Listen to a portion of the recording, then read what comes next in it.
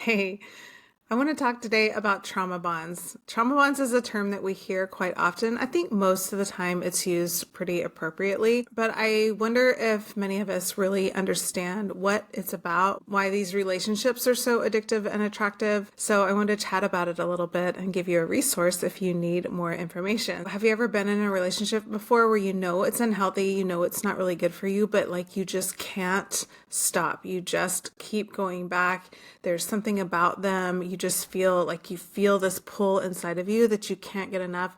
Or maybe you have a good friend whom you're like, what are you doing? This person is no good for you. They keep treating you like crap. They like, why can't you just stop? Like, I'm not going to be friends with you anymore if you're going to keep going back to this person, but they just can't stop. They keep going back. That is probably a trauma bond. We think it's love because it kind of feels like love and it has moments of like this really intense passion that so many of us crave. But in the end, it's not really love because there's this push and pull dynamic. There's this addictive quality to it. And most clients that I talk to about this, they don't actually really like the person. Like if they get really honest with themselves, they don't like the way that they're treated. When they're with this person, there's not a lot happening, but they still have this really intense pull to want to be with them, to want to be by their side. You know, typically people in trauma bonds will abandon their other relationships, or if you're out with your friends and this person calls or texts, then you will leave your friends and go immediately to that person. So we're going to talk today about what is this? What is a trauma bond? What causes somebody to act this way and have this really intense dynamic with other people?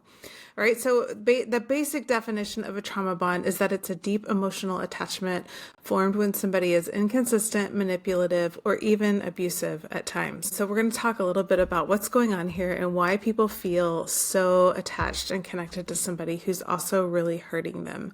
All right, so if you just think about or understand the cycle of abuse, there is this phase in a cycle of abuse that we call love bombing, where they are really connected, they're really present, they're telling you how amazing you are, how special you are.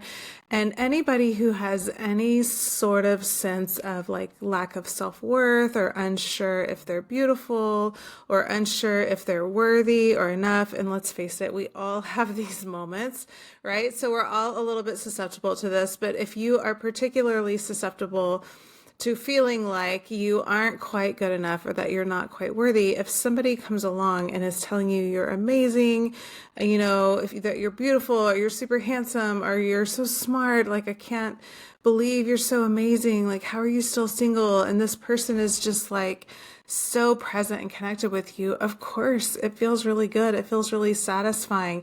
And it gives us this dopamine hit of the feel good emotions, right? Where we just kind of get captivated and captured in these moments, and it relieves our anxiety. So a lot of times we feel a little bit anxious if we feel like we're not quite enough or we're not worthy or we're not lovable in some way. And somebody comes along and tells us how amazing and special we are, then it soothes that anxiety a little bit. And it just feels so comforting and warm.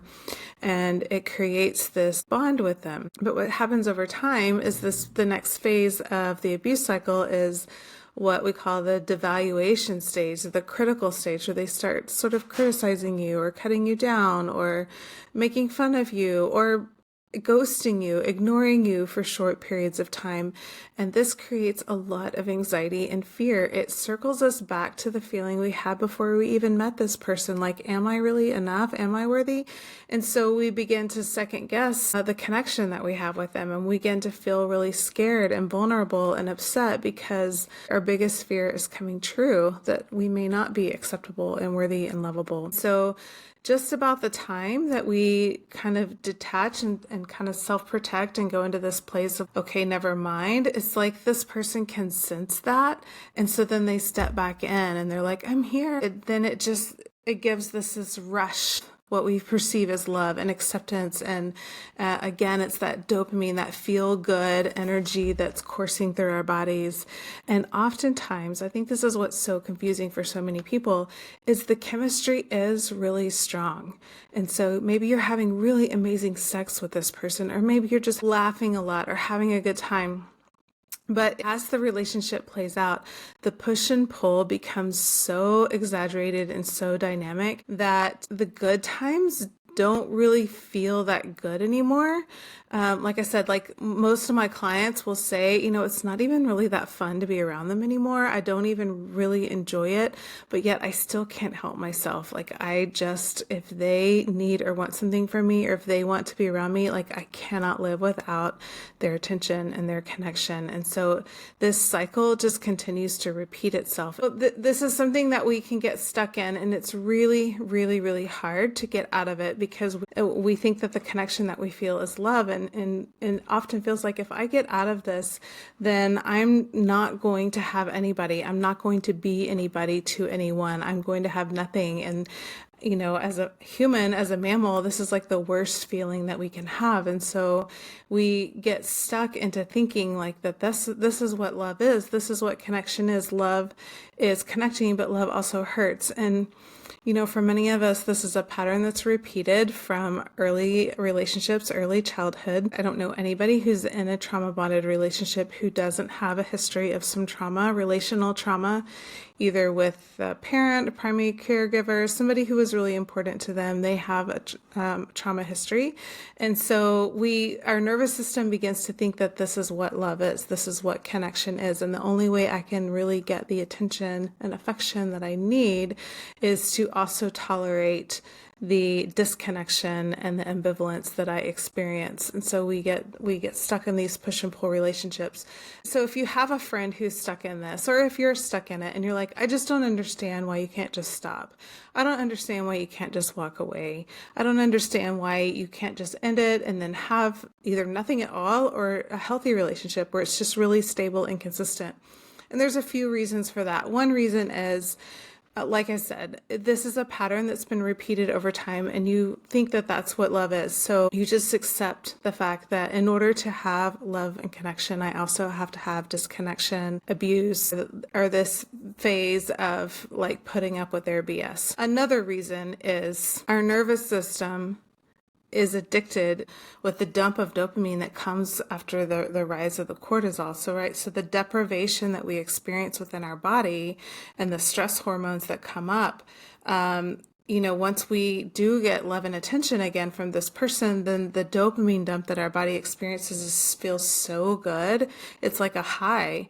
And so our actual nervous system gets addicted to that cycle and wants that connection. That's how it experiences being soothed and feeling good. And so our nervous system craves that experience, much like a drug addict or alcohol will seek the experience at all costs because their body is craving the experience. And the third reason is somebody who is used to having these big highs and these big lows feel like relationships that are just steady and stable feel really boring to their nervous system. They don't get this excitement. They're like, this is boring.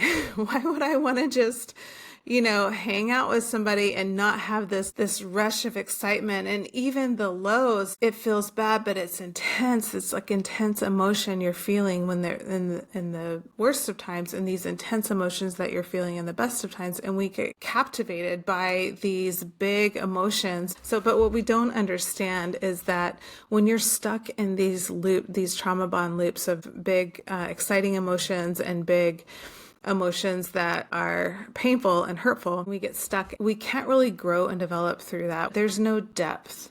And that's why, like I said, over time, my clients, when they're really honest with themselves, their relationship starts to feel boring. It starts to feel boring in a different way. Like you're having these exciting emotions and then these big painful emotions, but there's no depth to the relationship. You don't feel like the person really knows you that well. You're not able to go do fun and exciting, new and engaging things. There's nothing stimulating really happening other than these big cycles of emotions.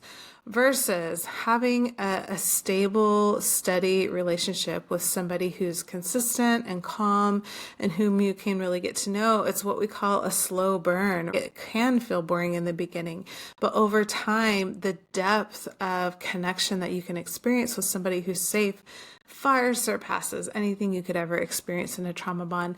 And the relationship has an opportunity to grow and evolve into interesting places and things and concepts and new ideas and new levels of sexual chemistry and new levels of just in general chemistry of getting to know somebody and evolving and developing your sense of self and discovering the depth of how incredible safe relationships can feel over time. It just takes more time to get there. It takes time to build. You can have these really big, exciting feelings and emotions. It just takes time to develop because it's developing from genuine, authentic connection, not from this addictive hit of fake manipulated connection. So I hope this is helpful and it makes sense and it gives you a little bit of an idea of why some people just can't walk away from trauma bonds. There are definitely solutions. I have plenty of them. I've got a hour-long masterclass on this topic. If this has been interesting to you, I'd love for you to check it out. It's in the comments, and I give you all the signs to look for in a trauma-bound relationship, and most importantly, I tell you what you need to do in order to get out of that relationship and stay out, so that you can develop healthy relationships that are supportive and authentic and are long-lasting. I'm Janice Holland, a licensed therapist. I'm here to bring you all the information and tools you need to know so that you can live your most authentic, courageous life.